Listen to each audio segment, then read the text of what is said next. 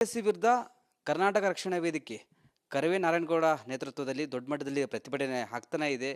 ಸಿಎಂಗೆ ಮನವಿ ಸಹ ಸಲ್ಲಿಸಿದ್ದಾರೆ. ಆದರೂ ಸಹ ಇನ್ನೂ ಕ್ರಮ ಆಗಿಲ್ಲ. ಹೀಗಾಗಿ ನಾಳೆ ಕೆಪಿಎಸ್ಸಿ ಕಚೇರಿಗೆ ಮುತ್ತಿ ಹಾಕಲು ಮುಂದಾಗ್ತಿದ್ದಾರೆ. ನಮ್ಮ ಜೊತೆ ಈಗ ಕರವೇ ನಾರಾಯಣಗೌಡ ಇದ್ದಾರೆ, ಬನ್ನಿ ಮಾತಾಡ್ಸೋಣ. ಸರ್, ಒಂದು ಕಡೆ ಹೆಡ್ಲೈನ್ ಕೊಟ್ಟಾಯಿತು, ಪ್ರತಿಭಟನೆ ಮಾಡಾಯಿತು, ಸಿಎಂ ಅವ್ರ ಸ್ಪಂದನೆ ಇಲ್ಲ. ನಾಳೆ ಮುತ್ತಿಗೆ ಯಾವ ರೀತಿ ಇರುತ್ತೆ ಸರ್ ಅಂತ ಮುತ್ತಿಗೆ? ನಾಳೆ ಕೆಪಿಎಸ್ಸಿ ಕಚೇರಿಗೆ ಮುತ್ತಿಗೆ ಹಾಕಬೇಕು ಅನ್ನೋ ತೀರ್ಮಾನ ನಿನ್ನೆ ಸಭೆಯಲ್ಲಿ ವ್ಯಕ್ತವಾಯಿತು. ಹಾಗಾಗಿ ಇಡೀ ಬೆಂಗಳೂರಿನ ಕಾರ್ಯಕರ್ತರು, ಬೆಂಗಳೂರು ಸುತ್ತಮುತ್ತಿರುವಂಥ 8 ಜಿಲ್ಲೆಯ ಕಾರ್ಯಕರ್ತರು ನಾಳೆ ಆ ಮುತ್ತಿಗೆಯ ಪ್ರತಿಭಟನೆಯಲ್ಲಿ ಪಾಲ್ಗೊಳ್ತಾರೆ.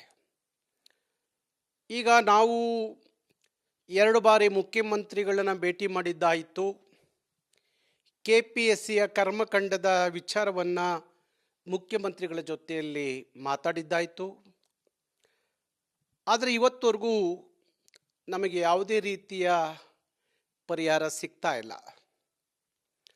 ಮೊನ್ನೆನೂ ಹೋಗಿ ಮುಖ್ಯಮಂತ್ರಿಗಳ ಜೊತೆಯಲ್ಲಿ ಸುಮಾರು 20-25 ನಿಮಿಷ ಮಾತಾಡಿದೆ. ಒಂದು 2-3 ದಿವಸದ ಗಡುವಿನ ಒಳಗಡೆ ನಾನು ಕರೆಸಿ ಅವರಿಗೆ ಮಾತಾಡ್ತೀನಿ, ನಮ್ಮ ಅಧೀನದಲ್ಲಿ ಬರೋದಿಲ್ಲ ಅದು ಕೆಪಿಎಸ್ಸಿ, ಆದರೂ ಮಾತಾಡ್ತೀನಿ ಅಂತ ಹೇಳಿ ಮುಖ್ಯಮಂತ್ರಿಗಳು ಹೇಳಿದರು. ಈ ನಾಡಿನ ದೊರೆ ಮುಖ್ಯಮಂತ್ರಿಗಳು, ಈ ನಾಡಿನ ಲಕ್ಷಾಂತರ ಮಕ್ಕಳ ಸಮಸ್ಯೆ ಆಗಿದೆ ಅಂದಾಗ ಕರ್ನಾಟಕದಲ್ಲಿರುವಂಥ ಕೆಪಿಎಸ್ಸಿಯನ್ನು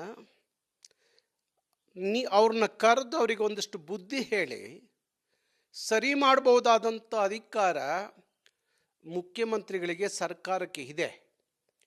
ಹಾಗಾಗಿ ಮುಖ್ಯಮಂತ್ರಿಗಳು ಅವ್ರನ್ನ ಕರೆದು ಮಾತಾಡಿ ಅದನ್ನು ಸರಿಪಡಿಸ್ಕೋತಿರೋ ಇಲ್ವ, ಇಡೀ ರಾಜ್ಯದಲ್ಲಿ ದಂಗೆ ಎದ್ದರೆ ನಮ್ಮ ಸರ್ಕಾರ ನಿಮಗೆ ರಕ್ಷಣೆ ಕೊಡೋಕ್ಕಾಗಲ್ಲ ಅನ್ನೋ ಒಂದು ಹೇಳಿಕೆ ಬಿದ್ದರೆ ಆಗ ಕೆ ಪಿ ಎಸ್ ಸಿ ಸರಿಯಾಗತ್ತೆ. ಸರ್, ಹಾಗಾದ್ರೆ ಏನೆಲ್ಲ ಬದಲಾವಣೆ ಆಗಬೇಕು ಕೆಪಿಎಸ್ಸಿಯಲ್ಲಿ? ಏನೆಲ್ಲ ಬದಲಾವಣೆ ಆಗಬೇಕು? ಈಗ ಅವ್ರು ಕೇಳ್ತಿರೋದೇನು, ರಾಜ್ಯ ಸರ್ಕಾರ ಏನು ಅಧಿಸೂಚನೆಯನ್ನು ಹೊರಡಿಸಿದೆ, ಆ ಅಧಿಸೂಚನೆಯನ್ನು ವಾಪಸ್ ಪಡ್ಕೊಂಡು ರಾಜ್ಯ ಸರ್ಕಾರ ಹೊಸದಾಗಿ ಅಧಿಸೂಚನೆಯನ್ನು ಹೊರಡಿಸ್ಬೇಕು ಅನ್ನೋದೇ ಕೆ ಪಿ ಎಸ್ ಸಿ ಪರೀಕ್ಷೆ ಬರೆದಿರುವಂಥ ಅಭ್ಯರ್ಥಿಗಳ ಆಗ್ರಹ. ಹಾಗಾಗಿ ರಾಜ್ಯ ಸರ್ಕಾರ ತಕ್ಷಣ ಹೊರಡಿಸಿರುವಂಥ ಅಧಿಸೂಚನೆಯನ್ನು ವಾಪಸ್ ಪಡ್ಕೊಂಡು ಹೊಸದಾಗಿ ಅಧಿಸೂಚನೆ ಹೊರಡಿಸುವಂಥ ಕೆಲಸವನ್ನು ಮಾಡಿದ್ರೆ ಸಾಕು ಅಂತ ಅನಿಸುತ್ತೆ.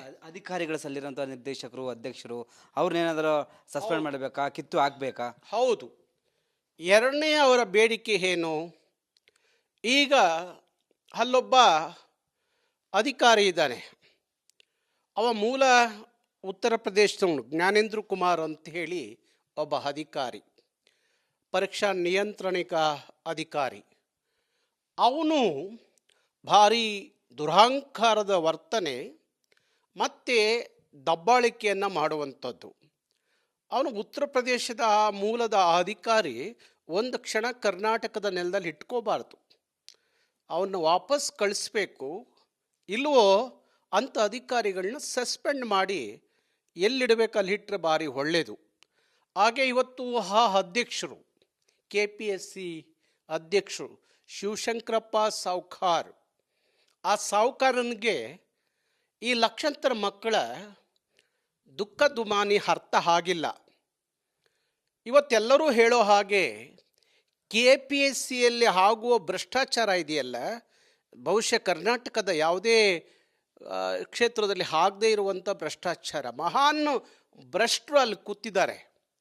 ಅವ್ರಿಗೆ ಸರಿಯಾದ ತನಿಖೆ ಆಗಿ ಅವ್ರನ್ನ ಬಂಧಿಸಿ ಜೈಲಿಗೆ ಕಳಿಸಿರೆ ಭಾರಿ ಒಳ್ಳೆಯದು ಅನ್ನೋದು ಅವರ ಬೇಡಿಕೆ. ನಾಳೆ ಎಷ್ಟು ಗಂಟೆಗೆ, ಬೆಳಗ್ಗೆ ಎಷ್ಟು ಗಂಟೆಗೆ ಮುತ್ತಿಗೆ ಹಾಕ್ತಾರೆ ಸರ್? ನಾನು ಬಹುಶಃ ಅದನ್ನು ನೇರವಾಗಿ ಹೇಳೋದಿಲ್ಲ ಸಮಯ, ಒಟ್ಟಲ್ಲಿ ನಾಳೆ ಮುತ್ತಿಗೆ ಹಾಕ್ತೀವಿ.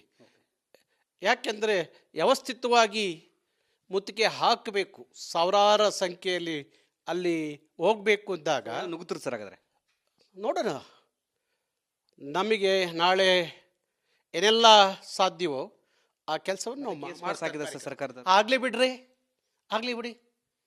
ಕೇಸ್ ಹಾಕ್ತಾರೆ, ಇನ್ನೊಂದು 100 ಕೇಸ್ ಹಾಕ್ರಿ, ಇನ್ನೊಂದು 100 ಸಲ ಜೈಲಿಗೆ ಕಳಿಸ್ತೀರಾ ಕಳಿಸಿ. ನನ್ನ ನೆಲದ ಮಕ್ಕಳು ಭವಿಷ್ಯ ಬದುಕು ಅಡಗಿರುವಾಗ ಯಾವನಿಗೂ ಮಾತಾಡೋಕ್ಕೆ ನೈತಿಕತೆ ಇಲ್ಲ. ಈ ರಾಜ್ಯದ ಒಬ್ಬ ಮಂತ್ರಿ ಮಾತಾಡ್ತಿಲ್ಲ, ಅವ್ರ ಪರವಾಗಿ ಒಬ್ಬ ಶಾಸಕ ಮಾತಾಡ್ತಿಲ್ಲ ಅನ್ನೋದಾದರೆ ಇವ್ರು ಯಾಕೆ ಕೂತಿದ್ದಾರೆ ವಿಧಾನಸೌಧ ಒಳಗಡೆ? ಈ ರಾಜ್ಯದ ಈ ನೆಲದ ಮಕ್ಕಳು ತಾನೆ, ಕನ್ನಡದ ಮಕ್ಕಳು ತಾನೆ ನಿಮಗೆ ಓಟ್ ಹಾಕಿ ಒಳಗಡೆ ಕಳಿಸಿರೋದು. ಒಬ್ಬರು ಅವ್ರ ಪರವಾಗಿ ನಿಂತು ಮಾತಾಡೋರು ಇಲ್ಲ ಅಂದಾಗ, ನಮ್ಮಂಥವ್ರು ಮಾತಾಡ್ತೀವಿ ಅಂದಾಗ ನಮ್ಮನ್ನು ಕೇಸ್ ಹಾಕ್ತೀವಿ, ಜೈಲಿಗೆ ಕಳಿಸ್ತೀವಿ ಅಂದರೆ ಈ ನಾಡಿನ ಮಕ್ಕಳ ಭವಿಷ್ಯ ಬದುಕು ಅಡಗಿರುವಾಗ ಅವ್ರಿಗೋಸ್ಕರ ನಾವು ಎಷ್ಟು ಸಲ ಬೇಕಾದ್ರೂ ಜೈಲಿಗೆ ಹೋಗ್ತೀವಿ. ಈ ಜೈಲು ಕೇಸು ಗೊಡ್ಡ ಬೆದರಿಕೆಗೆ ಕರವೇರು ಎದುರೋದಿಲ್ಲ. ಹಾಗಾಗಿ ನಾಳೆ ಜೈಲಿಗೆ ಹೋಗೋಕ್ಕೂ ನಾವು ರೆಡಿ ಇದ್ದೀವಿ. ಅದನ್ನು ತೀರ್ಮಾನ ಮಾಡಿಕೊಂಡೇ ಬಂದಿದ್ದೀವಿ. ಅದಕ್ಕಾಗಿ ಹಂಜೋದಿಲ್ಲ. ಹಾಗಾಗಿ ಸರ್ಕಾರ ಈಗಲಾದರೂ ತಕ್ಷಣ ಎಚ್ಚೆತ್ತುಕೊಂಡ್ರೆ ಒಳ್ಳೆಯದು. ಎಸ್ ಸರ್, ಇದಿಷ್ಟು ಕರವೇ ನಾರಾಯಣಗೌಡರ ಮಾತಾಯಿತು. ಕ್ಯಾಮರಾ ಪರ್ಸನ್ ಕಾಂತರಾಜ್ ಜೊತೆ ವೀರೇಶ್, ರಿಪಬ್ಲಿಕ್ ಕನ್ನಡ, ಬೆಂಗಳೂರು. ಸಿ ವಿರುದ್ಧ ಕರ್ನಾಟಕ ರಕ್ಷಣಾ ವೇದಿಕೆ ಕರವೇ ನಾರಾಯಣಗೌಡ ನೇತೃತ್ವದಲ್ಲಿ ದೊಡ್ಡ ಮಟ್ಟದಲ್ಲಿ ಪ್ರತಿಭಟನೆ ಆಗ್ತಾನೇ ಇದೆ. CMಗೆ ಮನವಿ ಸಹ ಸಲ್ಲಿಸಿದ್ದಾರೆ. ಆದರೂ ಸಹ ಇನ್ನೂ ಕ್ರಮ ಆಗಿಲ್ಲ. ಹೀಗಾಗಿ ನಾಳೆ KPSC ಕಚೇರಿಗೆ ಮುತ್ತಿ ಹಾಕಲು ಮುಂದಾಗ್ತಿದ್ದಾರೆ. ನಮ್ಮ ಜೊತೆ ಈಗ ಕರವೇ ನಾರಾಯಣಗೌಡ ಇದ್ದಾರೆ, ಬನ್ನಿ ಮಾತಾಡ್ಸೋಣ. ಸರ್, ಒಂದು ಕಡೆ ಹೆಡ್ಲೈನ್ ಕೊಟ್ಟಾಯಿತು, ಪ್ರತಿಭಟನೆ ಮಾಡಾಯಿತು, CM ಅವ್ರ ಸ್ಪಂದನೆ ಇಲ್ಲ. ನಾಳೆ ಮುತ್ತಿಗೆ ಯಾವ ರೀತಿ ಇರುತ್ತೆ ಸರ್ ಅಂತ ಮುತ್ತಿಗೆ? ನಾಳೆ KPSC ಕಚೇರಿಗೆ ಮುತ್ತಿಗೆ ಹಾಕಬೇಕು ಅನ್ನೋ ತೀರ್ಮಾನ ನಿನ್ನೆ ಸಭೆಯಲ್ಲಿ ವ್ಯಕ್ತವಾಯಿತು. ಹಾಗಾಗಿ ಇಡೀ ಬೆಂಗಳೂರಿನ ಕಾರ್ಯಕರ್ತರು, ಬೆಂಗಳೂರು ಸುತ್ತಮುತ್ತಿರುವಂಥ 8 ಜಿಲ್ಲೆಯ ಕಾರ್ಯಕರ್ತರು ನಾಳೆ ಆ ಮುತ್ತಿಗೆಯ ಪ್ರತಿಭಟನೆಯಲ್ಲಿ ಪಾಲ್ಗೊಳ್ತಾರೆ. ಈಗ ನಾವು 2 ಬಾರಿ ಮುಖ್ಯಮಂತ್ರಿಗಳನ್ನು ಭೇಟಿ ಮಾಡಿದ್ದಾಯಿತು. KPSCಯ ಕರ್ಮಕಾಂಡದ ವಿಚಾರವನ್ನು ಮುಖ್ಯಮಂತ್ರಿಗಳ ಜೊತೆಯಲ್ಲಿ ಮಾತಾಡಿದ್ದಾಯಿತು. ಆದರೆ ಇವತ್ತವರೆಗೂ ನಮಗೆ ಯಾವುದೇ ರೀತಿಯ ಪರಿಹಾರ ಸಿಗ್ತಾ ಇಲ್ಲ. ಮೊನ್ನೆನೂ ಹೋಗಿ ಮುಖ್ಯಮಂತ್ರಿಗಳ ಜೊತೆಯಲ್ಲಿ ಸುಮಾರು 20-25 ನಿಮಿಷ ಮಾತಾಡಿದೆ. ಒಂದು 2-3 ದಿವಸದ ಗಡುವಿನ ಒಳಗಡೆ ನಾನು ಕರೆಸಿ ಅವರಿಗೆ ಮಾತಾಡ್ತೀನಿ, ನಮ್ಮ ಅಧೀನದಲ್ಲಿ ಬರೋದಿಲ್ಲ ಅದು KPSC, ಆದರೂ ಮಾತಾಡ್ತೀನಿ ಅಂತ ಹೇಳಿ ಮುಖ್ಯಮಂತ್ರಿಗಳು ಹೇಳಿದರು. ಈ ನಾಡಿನ ದೊರೆ ಮುಖ್ಯಮಂತ್ರಿಗಳು ಈ ನಾಡಿನ ಲಕ್ಷಾಂತರ ಮಕ್ಕಳ ಸಮಸ್ಯೆ ಆಗಿದೆ ಅಂದಾಗ ಕರ್ನಾಟಕದಲ್ಲಿರುವಂಥ KPSCಯನ್ನು ಅವ್ರನ್ನ ಕರೆದು ಅವರಿಗೆ ಒಂದಷ್ಟು ಬುದ್ಧಿ ಹೇಳಿ ಸರಿ ಮಾಡ್ಬೋದಾದಂಥ ಅಧಿಕಾರ ಮುಖ್ಯಮಂತ್ರಿಗಳಿಗೆ, ಸರ್ಕಾರಕ್ಕೆ ಇದೆ. ಹಾಗಾಗಿ ಮುಖ್ಯಮಂತ್ರಿಗಳು ಅವ್ರನ್ನ ಕರೆದು ಮಾತಾಡಿ ಅದನ್ನು ಸರಿಪಡಿಸ್ಕೋತಿರೋ ಇಲ್ವ, ಇಡೀ ರಾಜ್ಯದಲ್ಲಿ ದಂಗೆ ಎದ್ದರೆ ನಮ್ಮ ಸರ್ಕಾರ ನಿಮಗೆ ರಕ್ಷಣೆ ಕೊಡೋಕ್ಕಾಗಲ್ಲ ಅನ್ನೋ ಒಂದು ಹೇಳಿಕೆ ಬಿದ್ದರೆ ಆಗ KPSC ಸರಿಯಾಗತ್ತೆ. ಸರ್, ಹಾಗಾದ್ರೆ ಸರ್ ಏನೆಲ್ಲ ಬದಲಾವಣೆ ಆಗಬೇಕು KPSCಯಲ್ಲಿ? ಏನೆಲ್ಲ ಬದಲಾವಣೆ ಆಗಬೇಕು? ಈಗ ಅವ್ರು ಕೇಳ್ತಿರೋದೇನು, ರಾಜ್ಯ ಸರ್ಕಾರ ಏನು ಅಧಿಸೂಚನೆಯನ್ನು ಏನು ಹೊರಡಿಸಿದೆ, ಆ ಅಧಿಸೂಚನೆಯನ್ನು ವಾಪಸ್ ಪಡ್ಕೊಂಡು ರಾಜ್ಯ ಸರ್ಕಾರ ಹೊಸದಾಗಿ ಅಧಿಸೂಚನೆಯನ್ನು ಹೊರಡಿಸ್ಬೇಕು ಅನ್ನೋದೇ KPSC ಪರೀಕ್ಷೆ ಬರೆದಿರುವಂಥ ಅಭ್ಯರ್ಥಿಗಳ ಆಗ್ರಹ. ಹಾಗಾಗಿ ರಾಜ್ಯ ಸರ್ಕಾರ ತಕ್ಷಣ ಹೊರಡಿಸಿರುವಂಥ ಅಧಿಸೂಚನೆಯನ್ನು ವಾಪಸ್ ಪಡ್ಕೊಂಡು ಹೊಸದಾಗಿ ಅಧಿಸೂಚನೆ ಹೊರಡಿಸುವಂಥ ಕೆಲಸವನ್ನು ಮಾಡಿದ್ರೆ ಸಾಕು ಅಂತ ಅನಿಸುತ್ತೆ. ಅಧಿಕಾರಿಗಳ ಸಲ್ಲಿರೋಂಥ ನಿರ್ದೇಶಕರು, ಅಧ್ಯಕ್ಷರು ಅವ್ರನ್ನೇನಾದರೂ ಸಸ್ಪೆಂಡ್ ಮಾಡಬೇಕಾ, ಕಿತ್ತು ಹಾಕಬೇಕಾ? ಹೌದು. ಎರಡನೇ ಅವರ ಬೇಡಿಕೆ ಏನು, ಈಗ ಅಲ್ಲೊಬ್ಬ ಅಧಿಕಾರಿ ಇದ್ದಾನೆ, ಅವ ಮೂಲ ಉತ್ತರ ಪ್ರದೇಶದವನು, ಜ್ಞಾನೇಂದ್ರ ಕುಮಾರ್ ಅಂತ ಹೇಳಿ ಒಬ್ಬ ಅಧಿಕಾರಿ, ಪರೀಕ್ಷಾ ನಿಯಂತ್ರಣಕ ಅಧಿಕಾರಿ. ಅವನು ಭಾರಿ ದುರಹಂಕಾರದ ವರ್ತನೆ ಮತ್ತು ದಬ್ಬಾಳಿಕೆಯನ್ನು ಮಾಡುವಂಥದ್ದು. ಅವನು ಉತ್ತರ ಪ್ರದೇಶದ ಮೂಲದ ಅಧಿಕಾರಿ ಒಂದು ಕ್ಷಣ ಕರ್ನಾಟಕದ ನೆಲದಲ್ಲಿ ಇಟ್ಕೋಬಾರ್ದು, ಅವನ್ನ ವಾಪಸ್ ಕಳಿಸ್ಬೇಕು. ಇಲ್ವೋ ಅಂಥ ಅಧಿಕಾರಿಗಳನ್ನ ಸಸ್ಪೆಂಡ್ ಮಾಡಿ ಎಲ್ಲಿಡಬೇಕು ಅಲ್ಲಿ ಇಟ್ಟರೆ ಭಾರಿ ಒಳ್ಳೆಯದು.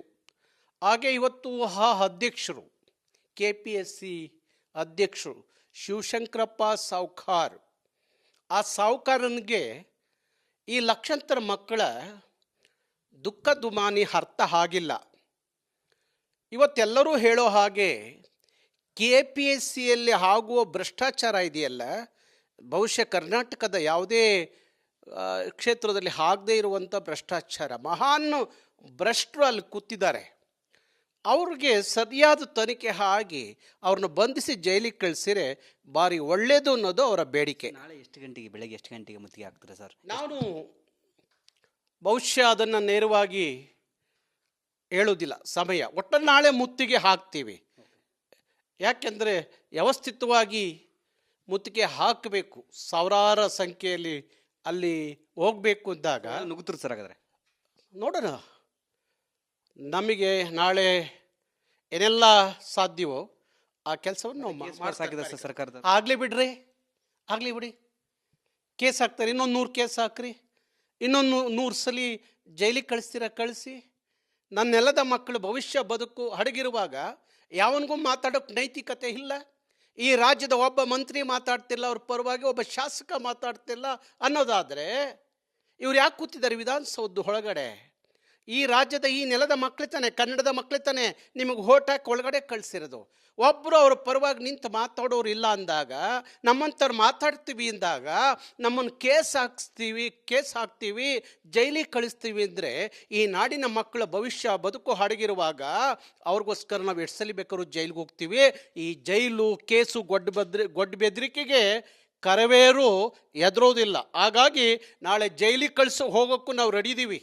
ಅದನ್ನು ತೀರ್ಮಾನ ಮಾಡಿಕೊಂಡೇ ಬಂದಿದ್ದೀವಿ. ಅದಕ್ಕಾಗಿ ಹಂಜೋದಿಲ್ಲ. ಹಾಗಾಗಿ ಸರ್ಕಾರ ಈಗಲಾದರೂ ತಕ್ಷಣ ಎಚ್ಚೆತ್ತುಕೊಂಡ್ರೆ ಒಳ್ಳೆಯದು.